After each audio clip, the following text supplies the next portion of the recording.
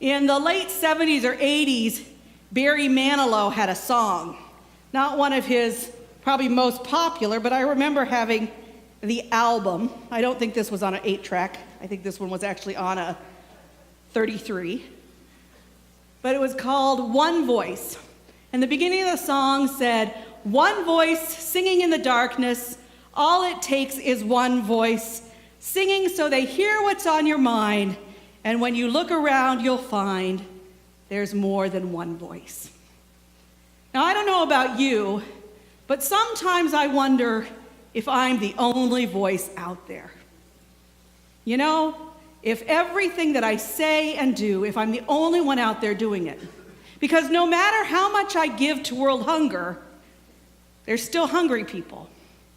And no matter how many children I might help with reading, there's still children who can't read. No matter how many times I do something for someone, there's still more out there that need help. And it's discouraging when you're only one voice. You may have heard this story, though, about a young boy who was walking along an ocean. I think this comes from Chicken Soup for the Somewhat Soul. I don't know which one it was. But a young boy's walking along the beach of an ocean, and there's starfish all over. And he's picking up starfish and throwing them back in the ocean, one by one, throwing them back in. And there's a man off looking down, seeing him do this. And he's going, "What is that guy doing?" So he goes down there and says to the young boy, "What are you doing?" And he goes, "I'm picking up starfish to throw them back in the ocean so that they will live." And the guy goes, "Look at this beach. There's hundreds, thousands of starships.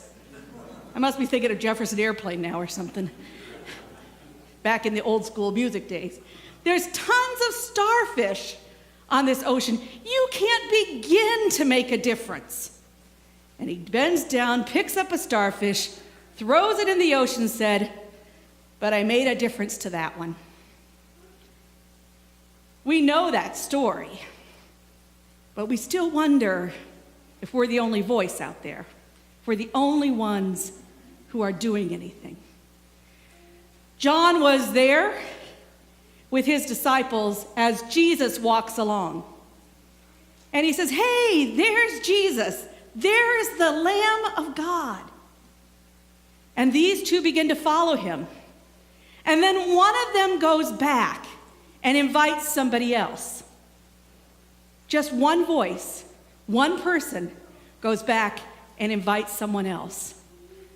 But we know, because this has to happen or we would not be here today, that those people went back and invited someone else. And they went back and invited someone else. And they went back and invited someone else.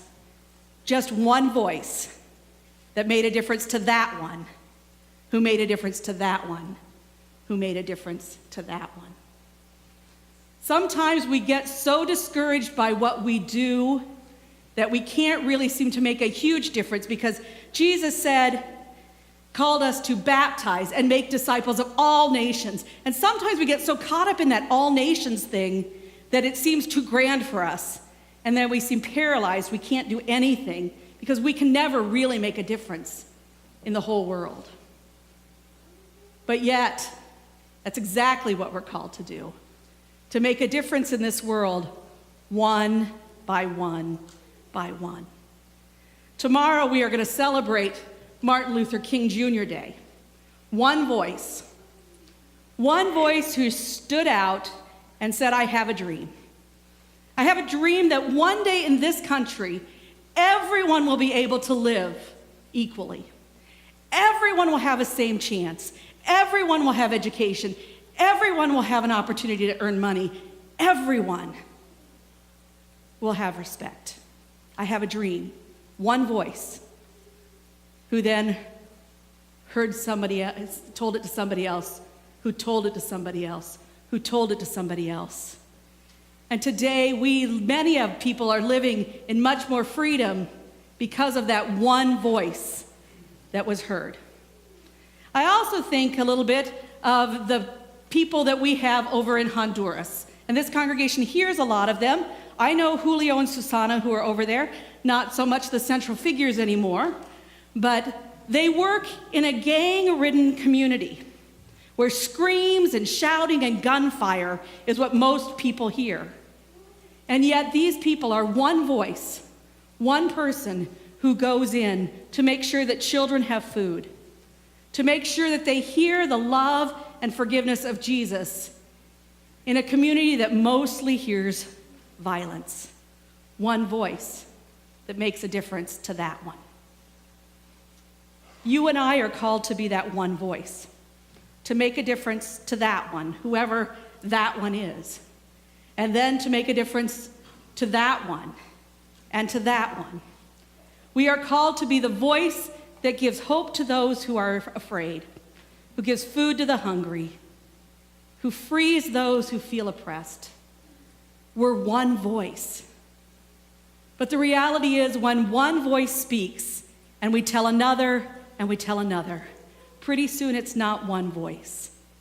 It's many voices as one. So I encourage us to use the one voice, the voice that John used to tell of Jesus, the voice that Martin Luther King Jr. used to tell about the love of Jesus for all people, and to use our one voice like those in Honduras who serve that one.